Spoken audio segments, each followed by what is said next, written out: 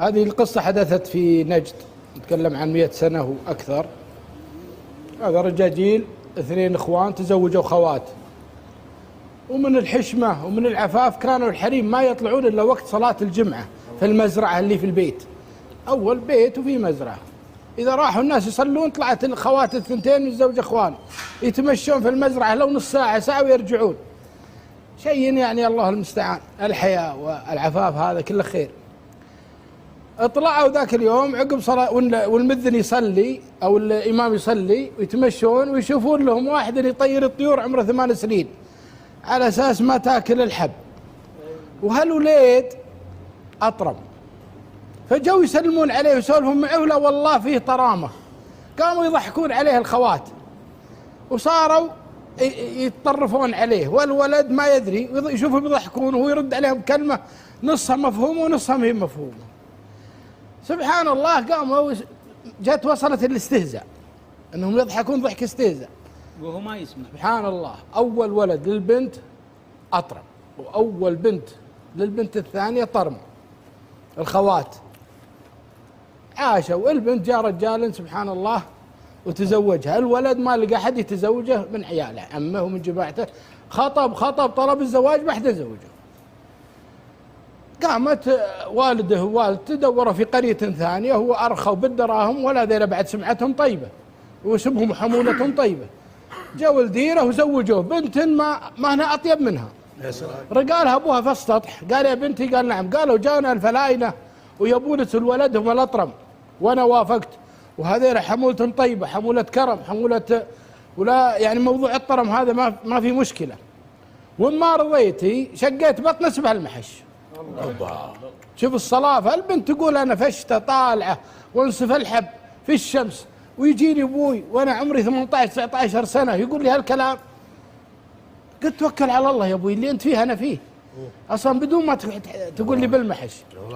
ويزوجون هالولد وتجي للبيت وتعيش. طبعا جماعته وربعه ما زوجوها الأطرم، بس هالمرة يوم دخلت البيت اعكست شيء عظيم، صار خير، وتجيب من 16 ولد ما شاء الله.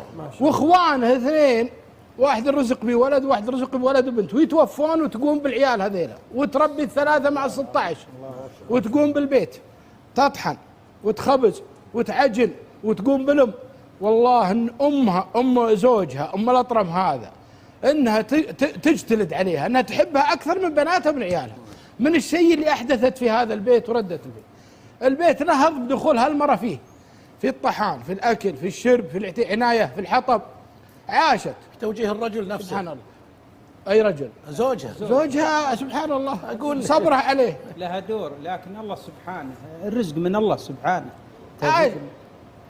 عاشت مع في هالبيت ما شاء الله تبارك الله، أحيت البيت حياة عظيمة.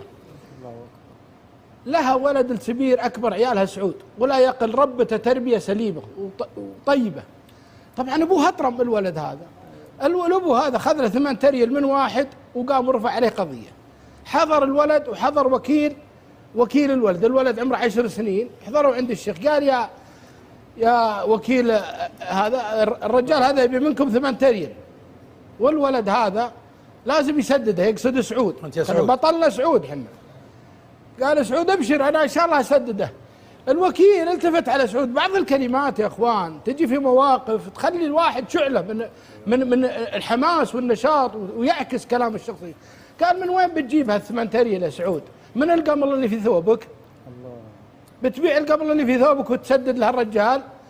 عيون الولد صارت حمراء وراسه صار يدخن ويرجع لامه، قال يمه، قال نعم، قال ذهبي لي ذهب بروح للرياض. قالت يا وليدي وين تروح؟ قال بروح اشتغل.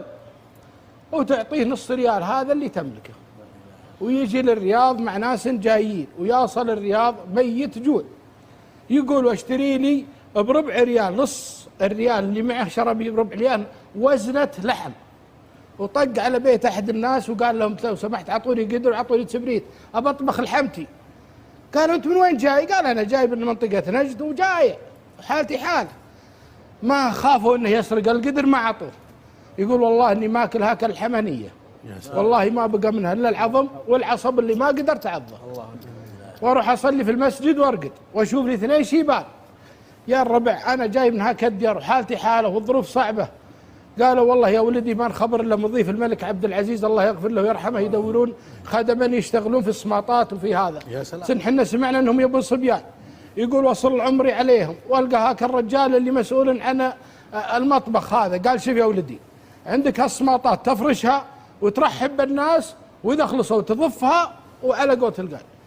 ولو الولد رعي دبره صار إذا فرش السماط وقلطوا عليه الرجاجيل وقاموا خذ السماطات ونشرها برا، العظام الحال والخبز الحال والقشر الحال، ويخيش يحطه في خياش.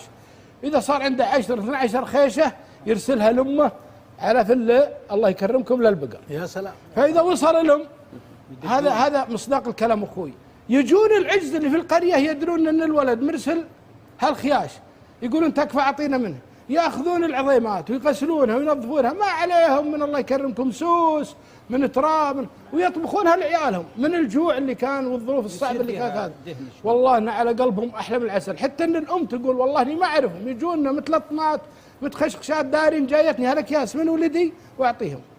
ما عليكم من السالفه، اشتغل في القصر وصار ما شاء الله محظي عندهم، وصار يصل للذبائح وصل للطبخ وصل طال عمرك الى انه يعني الحمد لله صار محل ثقه. تمكن وصار رجل نشيط ورعي دبره. امه ترسل له خطابات يا وليدي يا وليدي مشتاقت لك، اكبر عيالها يا وليدي لا تاخر علي، وترسل في الخطاب بالكبريت محرقته. ليش؟ قلبي محترق عليه. هذه يسوونها اول. ترسل الخطاب وتحط عودة كبريت فيه شاب، يعني ترى هالخطاب اللي جاك من قلبي انا محترقه عليك ابي اشوف. الله اكبر. يوم جاها اول او ثاني خطاب قال ما الديره تطلبها لها، يقول واجمع دريهماتي اللي عنده معاش، يقول واجي للديره، يقول يوم جيت امي الى جيت السعد واروح واسدد الثمان ريال اللي لابوي على ابوي، واروح للوكيل. قلت هذا القمر اللي في عباتي شبه الحمد والشكر لله انك قلتها، يمكن لو ما قلتها كنت قعدت خايس في هالغرفه. بعض الكلمات يا اخوان تنهض الرجاجيل. يقول وارجع للرياض واشتغل واحصل خير واصير سبب الاشياء كثيره. تراه الرجل هذا الله يغفر له ويرحمه توفى، كان من اهل الصدقات واهل الخير. يقول يوم رجعت الرياض جت امي وجاوا اخواني معي. هالام هذه زوجة الاطرم توفيت يوم اثنين وهي تقرا القران ما فيها الا العافيه، مفطره مع بناتها الصبح. يوم جاء الظهر قاعد تقرا وتقول اقروا علي، فيوم يقروا عليها قالت لا اله الا الله محمد رسول الله. الله يعني يتقبل مني ما سويت، يجعل عملي خالصه لوجه الكريم. وتسلم الروح الساعه ويصلون عليها العصر.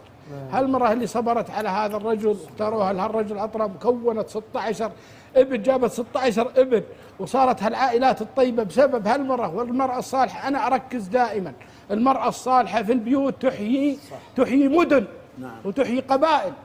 متى ما دخلت بيتك مرأة صالحة فابشر بالخير. أسأل الله العلي العظيم أن ينفع بهالقصة ويرحم سعود ويرحم